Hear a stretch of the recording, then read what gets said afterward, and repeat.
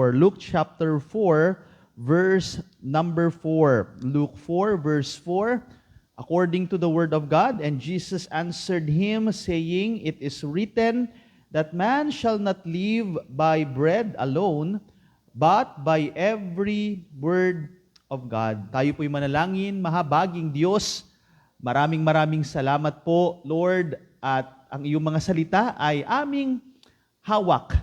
Merong aklat na siyang iyong iningatan na nakarating sa aming kapanahunan. Mababasa namin dito, Panginoon, ang kumpletong kalooban mo para sa aming buhay. At sinabi nga po ng Panginoong Yesus na hindi lamang sa tinapay nabubuhay kami, kundi sa iyong mga salita. Kaya sa pananaw ng aming Panginoon, sa pananaw mo aming Panginoon, ang iyong mga salita ay napakahalaga. Maaring may mga tao na ang tingin nila sa Bible ay pang-display lamang. Maaring may mga tao na ang tingin nila sa Bible ay pang once a week lamang or once a year. Pero ang comparison ay mas higit pa ang Bible kaysa sa daily na pagkain naming mga tao physically. Kaya tulungan kami nito, Lord, as we have our, ang team namin for this month is about prayer and devotion. Kaya sa Panginoon, nawa po hamunin nyo kami na hindi lang ito hanggang preaching lang, hindi lang ito hanggang paalaala lang, kundi apply namin ito na napakahalaga na sa araw-araw ng aming buhay, nakikipag-communicate kami sa iyo, nakikipag-usap kami sa iyo sa pamamagitan ng prayer, at aming hinahanap ang iyong kalooban sa pamamagitan ng iyong mga salita. Kaya pagpalain niyo po ang pangangaral na ito. Ito ang aming dalangin sa pangalan ng Panginoong Yesus. Amen and amen. Makakaupo na po ang bawat isa kung lalagyan po natin ng pamagat. Ang atin pong mensahe ngayong gabing ito ay Bread in Need. Alam niyo mga kaibigan at mga kapatid, dito po ay ginamit ng Panginoon ang salitang bread. At ang bread na ito ay hindi lamang ito tinapay, kundi kahit tignan niyo po sa dictionary, like for example in Noah Webster Dictionary, ang isang meaning po ng bread is food in general. No? So tumutukoy siya sa pagkain, yung physical na atin pong pangangailangan sa araw-araw. At kung babalikan po natin ang nabasa natin kanina sa ating scripture reading, ito pong Luke chapter 4 at saka ang Matthew chapter 4 ay ito po ay parallel, kumbaga parehas ang kwentong pinag-uusapan, at ito yung temptation ng ating Panginoong Jesus. At dito po, kung sisimulan natin sa verse number 3, and the devil, ito pong kaaway, si Satanas, said unto him, If thou be the Son of God, sabi po ng kaaway, command this stone that it be made bread. So dito po ay inaatake ng kaaway ang atin pong Panginoong Jesucristo when it comes to His physical needs. No? Kasi siyempre ito yung panahon na ang ating Panginoong Jesucristo gutom na gutom siya. Sino ba naman sa atin, no? Yung iba nga ay ilang oras lang, no? Minsan nga yung sa service natin, di ba?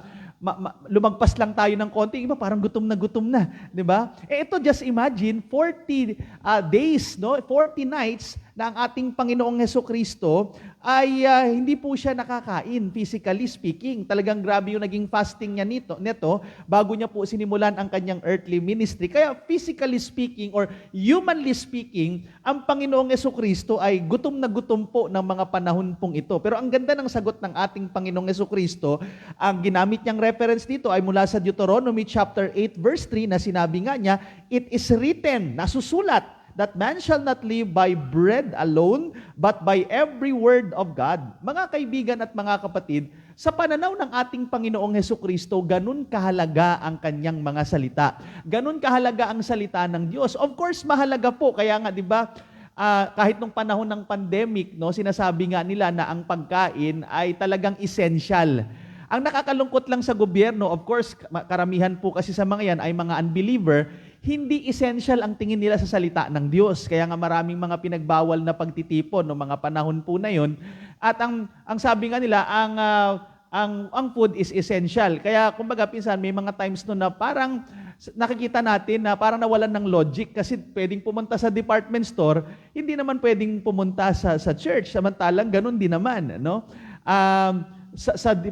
Kumbaga sa market makakabili ka ng food, and of course sa church mismo ay makakapakinig ka ng salita ng Diyos, at napaka-importante sa paningin po ng ating Panginoon. Kaya nga po itong bread na ito na tumutukoy sa salita ng Diyos, ito po ay talagang need, hindi lang siya want, kundi ito talaga ay kinakailangan po natin sa araw-araw. Kaya nga po, kinakailangan natin itong food, na ito spiritual food, kinakailangan natin ang Word of God, ang salita ng Diyos. Number one, kailangan po ito para sa ating hunger. No? Need for hunger.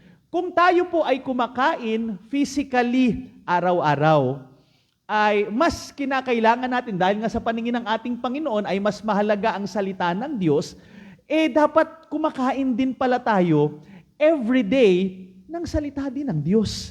Kung ang ating katawang pisikal ay nagugutom, lalo na po ang ating spiritual na katawan ay nagugutom din. Kaya lang po yun nga, ang problema sa atin, since masyadong mabigat ang temptation ng daigdig, nawawala minsan sa isip natin na kinakailangan pala natin kumain spiritually. So, kinakailangan po natin ng Word of God. That's why, ang devotion po, mga kaibigan at mga kapatid, napakahalaga niyan sa araw-araw. Yes, mahalaga po na uma-attend tayo every Sunday. Nakikinig tayo ng preaching. Masasabi natin na ang pagpunta natin sa church every Sunday, magandang salo-salong sabay-sabay tayong kumakain ng salita ng Diyos. Pero papayag ba kayo na pagdating sa physical, kakain lang din kayo every Sunday lang din? Siyempre, hindi kayo papayag. Diba? Hindi kayo papayag. Talagang kinakailangan kumain kayo, at lalo tayo mga Pilipino, sabi pa nga, rice is life. Talagang naghahanap ng kanin, di ba? Talagang sabi nga ng mga ilang Pilipino, pag wala daw kanin, merienda lang daw yun. Di ba? No, talagang sasabihin nila na lunch or dinner yun, pag talagang may kanin. Pero yun nga, ang point ko lang, talagang naghahanap ng makakain physically. Alam nyo, ganun din po ang salita ng Diyos. Kaya nga, sa prayer ng ating Panginoong Jesucristo in Matthew 6:11, bagamat masasabi natin na ang tinutukoy dito ay pagkaing pisikal, pero mai-apply din naman natin to sa pagkaing spiritual. Sabi nga ng Matthew 6:11, "Give us this day our daily bread." So physically, kailangan natin ng daily bread. Of course, kailangan din po natin daily ang salita ng Diyos. Dahil hindi lang tayo nabubuhay sa tinapay, sa physical food, kumakain din dapat tayo ng spiritual na pagkain. Alam niyo si Jeremiah, meron siyang sinabi in the book of Jeremiah chapter 15 verse 16. Ang sabi po rito, "Thy words were found," sabi po ni Jeremiah, "and I did eat them, and thy word was unto me the joy and rejoicing of mine heart."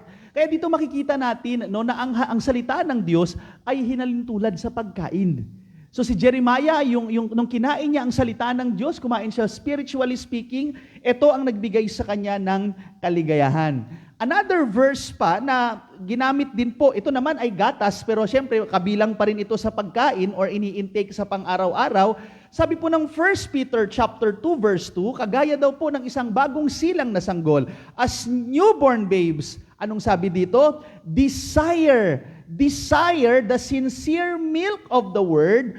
Para saan daw po? That ye may grow thereby. So in order for us to grow, tayo po ay lumakas, spiritually speaking, kinakailangan po natin ng salita ng Diyos.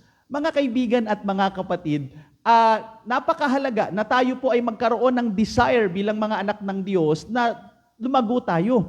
Siyempre, sino ba naman sa inyo ang hindi papayag na kayo po, kahit nga physically speaking, di ba? Hindi naman pwedeng forever bata ka, kahit ang bata nangangarap na lumaki din siya. Misa nga pa, nagkakwentuhan yung mga bata, sasabihin ng isang bata, paglaki ko, ganito. Ibig sabihin, nagkakaroon sila ng desire na lumaki sila, magiging mama sila isang araw, o magiging dalaga sila isang araw. Nawa, ganun din po ang maging kaisipan natin pagdating sa mga spiritual na mga bagay, na huwag tayong papayag na hanggang dito lang tayo sa Genesis 1:1, no? Huwag tayong papayag na hanggang Jesus wept lang tayo. Huwag tayong papayag na hanggang John 3:16 lang tayo.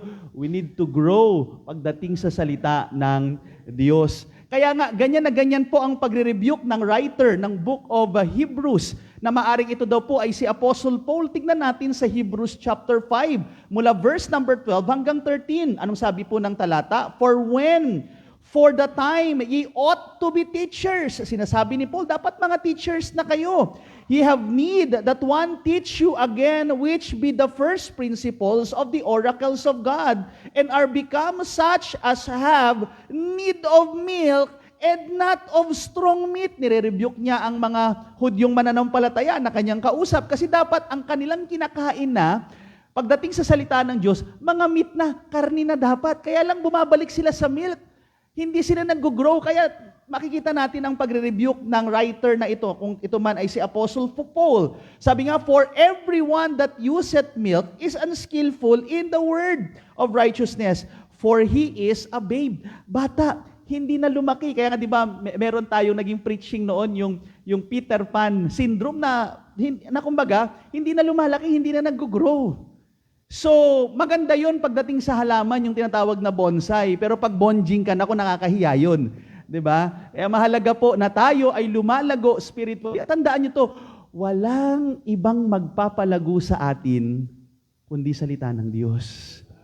Kaya napakahalaga, part ng ating pang-araw-araw na buhay, ang salita po ng Diyos. Hindi lang po yan. Pangalawa, hindi lang po siya for hunger, but also, we need to eat.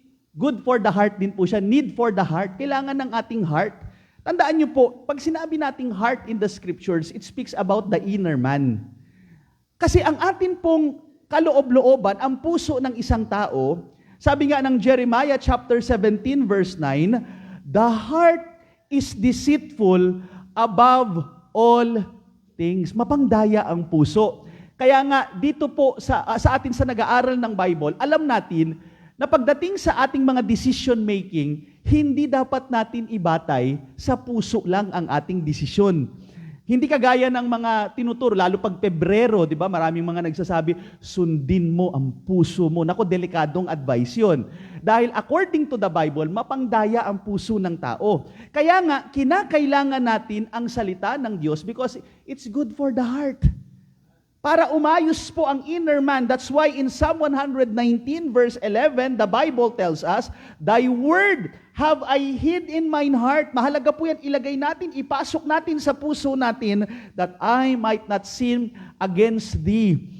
Okay? Kaya nga, ang Bible, napakahalaga na ito'y pinapasok natin. Hindi lang siya sa labas, hindi lang siya yung nakikita lang po external, kundi internal na ipapasok siya sa ating kalooban na isa sa puso po natin siya para hindi tayo magkasala laban po sa ating Panginoon. And sad to say, maraming mga tao ang naligaw, nasira ang kanilang buhay, nagkamali sila ng desisyon sapagkat sinunod nila ang sinabi ng kanilang puso. Mga kaibigan at mga kapatid, bilang mga mananampalataya at para ikaayos ng ating buhay, ang atin pong maging roadmap, ang maging pagkain, maging kalakasan po natin na ikaayos ng atin pong inner man ay walang iba kung hindi ang salita ng Diyos. It's good for the heart. Kaya nga kinakailangan po natin, hindi lang siya yung want ng ating heart, kundi need talaga. Kinakailangan po natin siya sa atin pong puso. At pangatlo, mga kaibigan at mga kapatid, hindi lang po siya need ng atin pong ng ating hunger, ng ating heart, but also our head, yung atin pong kaisipan.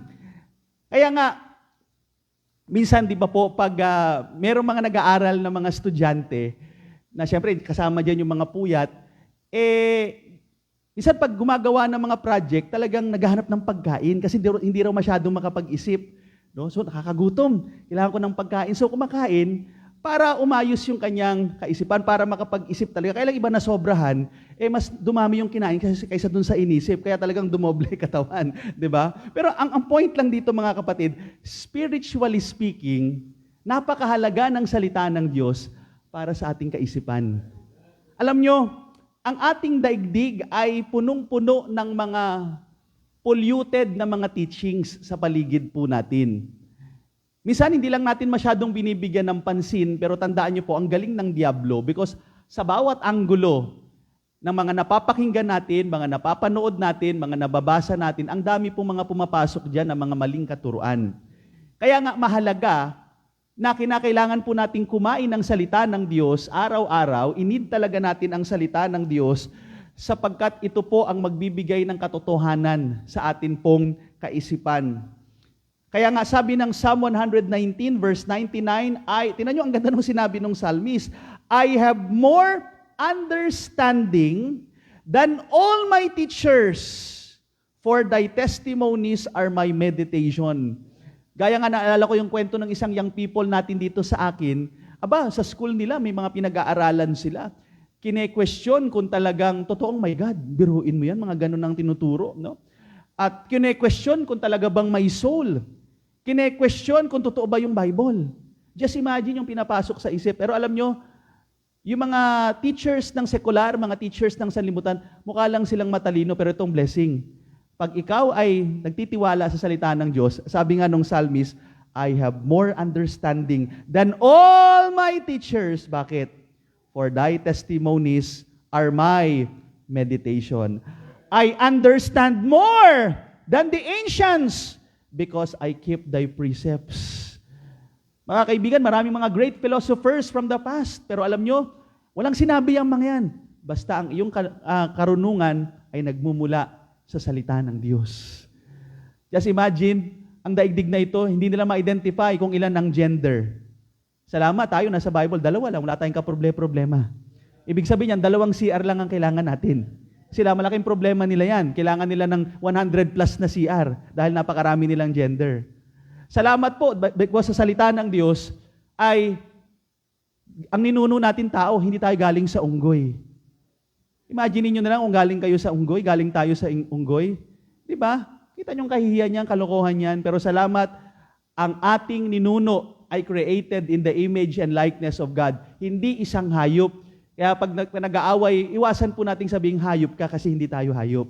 No? Tayo po ay nilikha ng Diyos. Okay? At hindi lang yan, sabi pa po ng Proverbs 2 verse 6, for the Lord giveth wisdom. Out of His mouth cometh knowledge and understanding. Mula sa kanyang bibig, mula sa kanyang mga salita. So makakakuha tayo ng spiritual wisdom from the Word of God. Yes, ang daigdig nagbibigay ng mga worldly wisdom. Pero ang kinakailangan natin, yung spiritual, yung godly na karunungan, at yan po'y matatagpuan lamang natin sa salita ng Diyos. Kaya nga, kailangan natin maging devoted, mag-devotion sa salita ng Diyos araw-araw. Kasi araw-araw, andyan po yung mga maling teaching. Kaya nga po, talagang mahirapan tayo sa digmaang ito. Kung nagbubuklat ka ng Bible, pag Sunday lang, naku, mabigat kasi araw-araw ang laban. At sabi pa po ng 1 Timothy chapter 3, verse 15, alam nyo, kaya nga dun sa lesson natin nung Sunday, di ba, sinabi ang church ay safe na place. Bakit? Sabi po ng talata, 1 Timothy 3:15, but if I tarry long, that thou mayest know how thou oughtest to behave thyself in the house of God, which is the church of the living God. Ano meron sa church? The pillar and ground of the truth. Maraming mga pinupuntahang lugar ang ating mga kababayan. Akala nila, doon nila sa bar makikita yung katotohanan. Akala nila sa mga barkada, sa mga outing dito, doon nila makukuha yung kanilang comfort, yung katotohanan. Hindi po, nasa church. Safe na safe ang place na ito, lalo yung church natin na nagtuturo ng katotohanan, nagtuturo ng Bible, kasi alam natin walang fake news dito. At nakakalungkot sapagkat, alam nyo sabi nga, hindi ko alam kung talagang galing ito kay Hitler. Pero ilang beses ko napapakinggan, may mga nagtuturo na si Hitler daw nagturo siya para ang kasinungalingan ay maging totoo, ulit-ulitin mo lang. Turo mo lang yung kasinungalingan, ulitin mo lang, turo mo lang, magiging totoo daw yan later on. Pero alam nyo, ang blessing, pag nasa church ka, ang inuulit-ulit dito, yung katotohanan. Yung katotohanan na mula sa salita ng Diyos. At panghuli po, mga kapatid, kinakailangan natin ang pagkain, ang tinapay para sa ating kasiyahan, kaligayahan. Pansinin nyo, di ba? O fellowship tayo. Pero alam nyo, nagpapasaya ng fellowship talaga, yung pagkain, iba talaga yung nagiging dating pag may pagkain eh. Pero pag mga fellowship lang na walang pagkain, parang kita mo may kalungkutan, di ba? No? Parang iba yung nagiging dating, pero iba yung tao, iba yung ngiti, iba yung kaligayahan na, uy, meron tayong fellowship, merong kainan. Kaya nga talagang iba yung buhay na buhay talaga, di ba? Palo pag mga anniversary. Kasi andyan yung mga talagang sangkatutak na mga pagkain eh. Iba talaga ang nagiging fellowship. Talagang lalo tayong mga Baptist, sabi nga nila, bisyo yung pagkain. Pero iba yung nagiging dating sa atin ng food, sumasaya tayo. Pero alam niyo mga kapatid, mas lalo tayong sumaya pag ang kinakain natin, salita ng Diyos. Kaya dito natin matatagpuan ang tunay na kasiyahan, sa mga pangako na sinasabi ng Bible. Kaya nga, balikan ko yung sinabi kanina sa Jeremiah 15, na sinabi po ni Jeremiah, "Thy words were found, and I did eat them." Tapos ano nangyari kay Jeremiah? "And thy word was unto me the joy and rejoicing of mine heart."